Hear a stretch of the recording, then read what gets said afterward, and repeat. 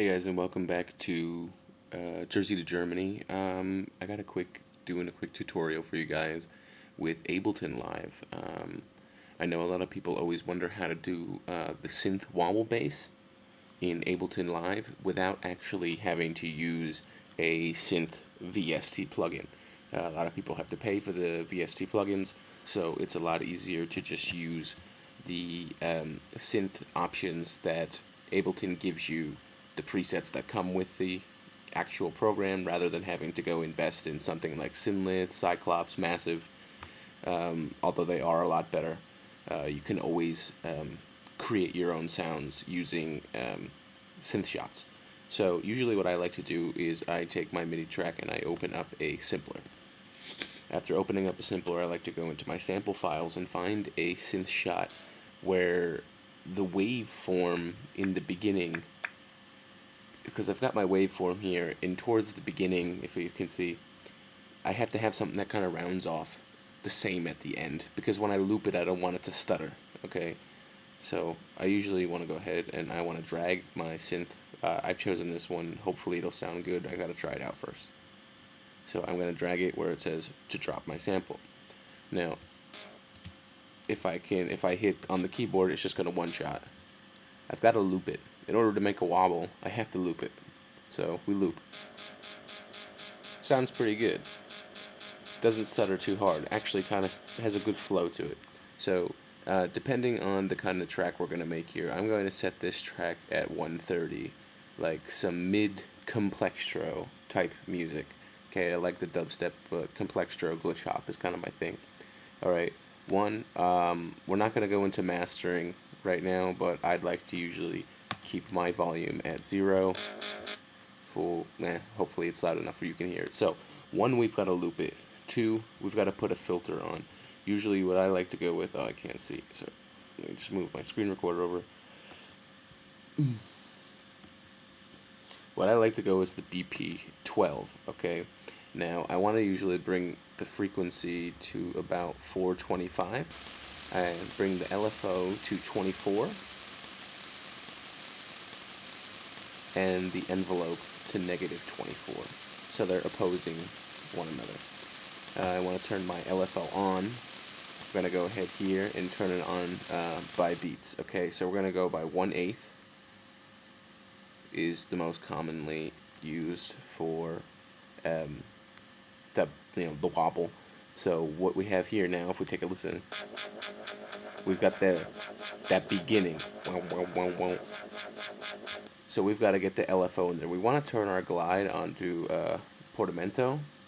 Yeah, it's better for me. We're going to turn our LFO up. And that's where we've got that thing. So I like to keep it at a 0, or maybe here is good. Okay. Depending on what you want to do with your sound, you can either change it to a square wave. Makes it sharp, but I say keep it at a sine wave. It keeps it a lot smoother. Voices, I like to usually turn, let's try 8. Or less. Let me go ahead and give it a try here with less voices. Now I'm going to keep it at around 6 voices.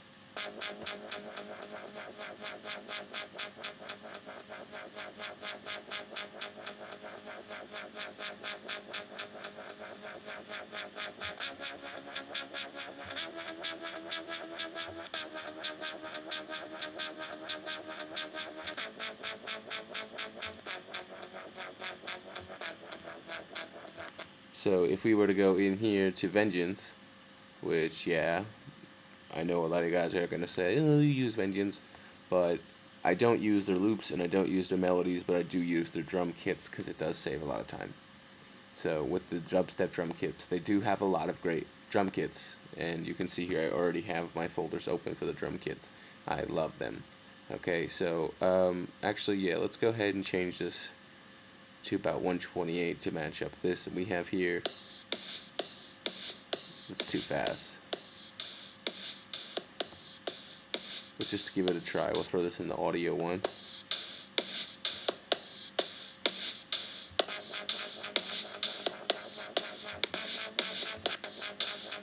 see, we notice there's a glitch there between the two, so that means the portmanteau's got to come off and it's got to go onto glide.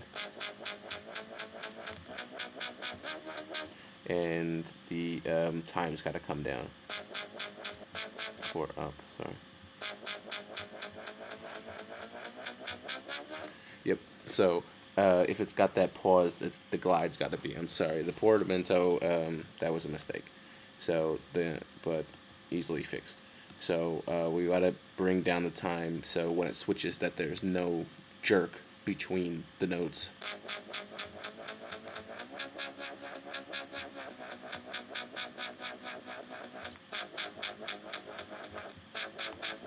Keep the spread.